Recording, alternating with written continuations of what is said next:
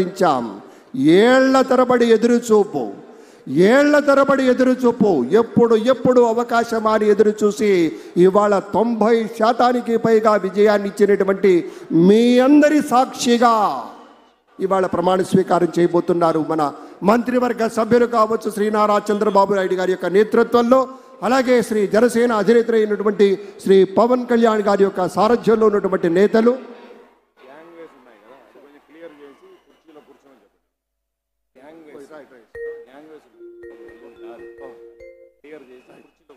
ఒక చిన్న మనవి, పోలీస్ శాఖకు మనం సహకరిస్తూ వెళ్ళాలి.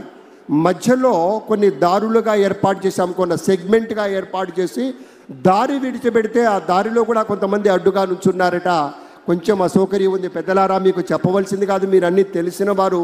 దయచేసి ఆ దారిని విడిచిపెట్టి మిగతా ప్రాంతంలో మీరు కూర్చోండి, కార్యక్రమాన్ని చూడండి అనేటువంటి మాట మీతో మనవి చేస్తూ, ఏళ్ల తరబడి ఎదురు చూసినటువంటి ఒకానొక విశేషానికి ఫలితంగా సమాజ చలనాలకు దర్పణల్లా ఒక సత్య దీక్షతోటి, సత్యానుశీలనతోటి ఒక దివ్య స్వప్నం అలా టీవీలో కనపడితే చాలు, ఒక్కసారి మనం ఎన్నుకున్నటువంటి నేతలు అలా కనపడితే చాలు, జనమంతా తమ యొక్క చేతుల్లో ఉన్నటువంటి ఆ వివిధ పతాకాలతోటి అద్భుతమైనటువంటి రీతిలో అనుభూతి చెందుతూ స్వాగతం చెప్తూ ఉన్నారు.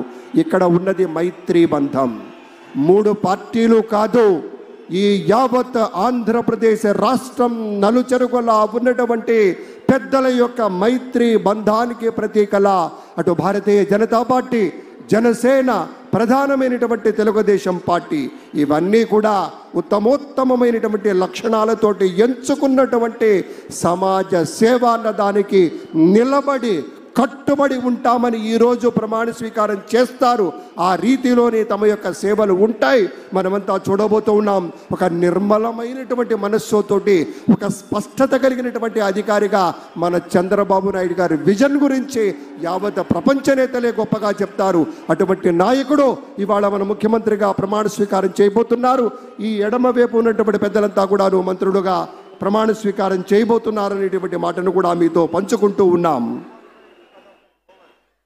అందరూ ఒకసారి గట్టిగా చప్పట్లు కొడదామా?